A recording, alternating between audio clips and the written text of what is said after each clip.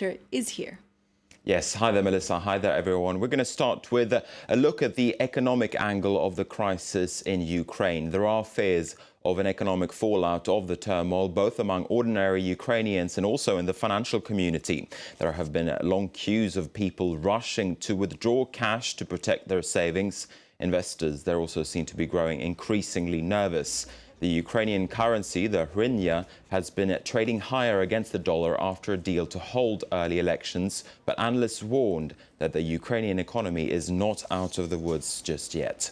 Standard & Poor's has cut its credit rating of Ukraine by a notch, and it says further downgrades could be on the cards.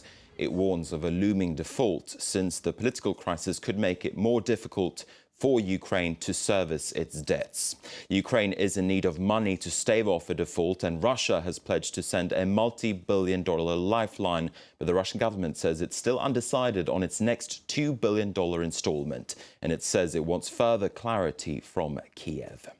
Let's get more now on the state of the Ukrainian economy. With us from London is Lilith Gevorgian. She's an economist at IHS Global Insight, and she specializes on Russia and the CIS countries. Thank you very much indeed, Lilith, for being with us this evening. Let me first ask you, how much of a hit has the turmoil in Ukraine been over the past few weeks and indeed over the past few months?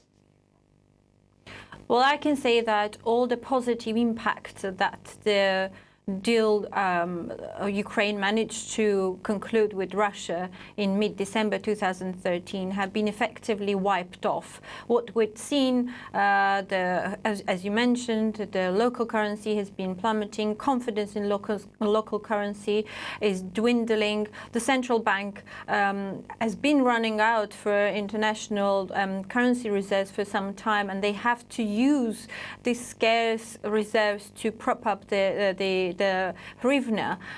So that's just one side of the issue, and we've seen that effectively the country has become a no-go area for investors, and there is a worry about the disorderly devaluation that continuing political standoff can bring. Seeing that Ukraine has had to put up so much money from its currency reserves, how important is the lifeline and the cash injection from Russia? Well, it is actually quite important.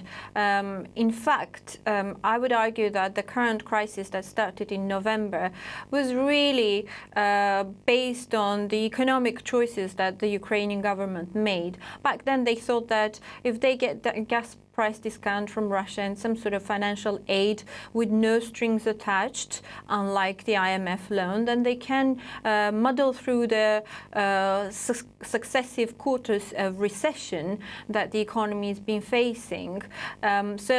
Indeed, considering that IMF loan is not forthcoming, and the capital markets are effectively closed for Ukraine because the yields are so high, Russia remains an only source of external financing at the moment.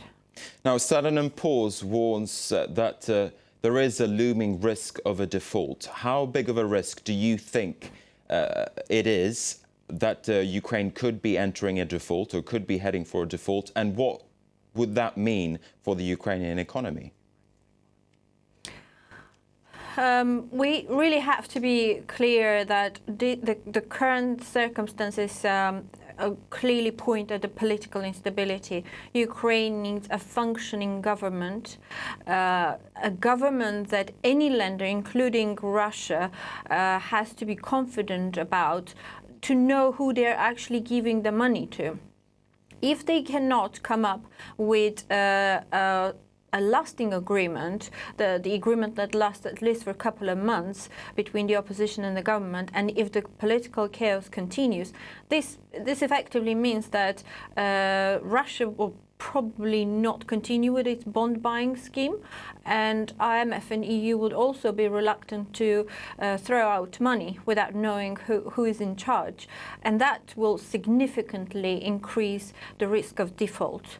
What default means, effectively it means that the sovereign is unable to honor its debt, and it will have repercussions for the whole economy, for Ukraine's trading partners, for the currency, and really it will have a serious impact on the Ukrainian citizens.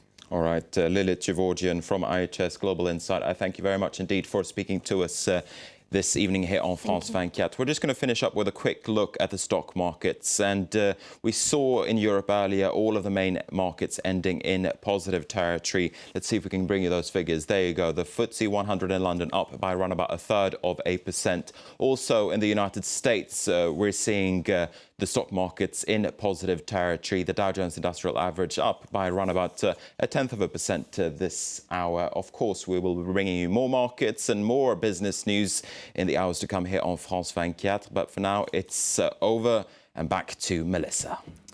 Thank you very much indeed, Marcus Carlson, there with a look at the latest.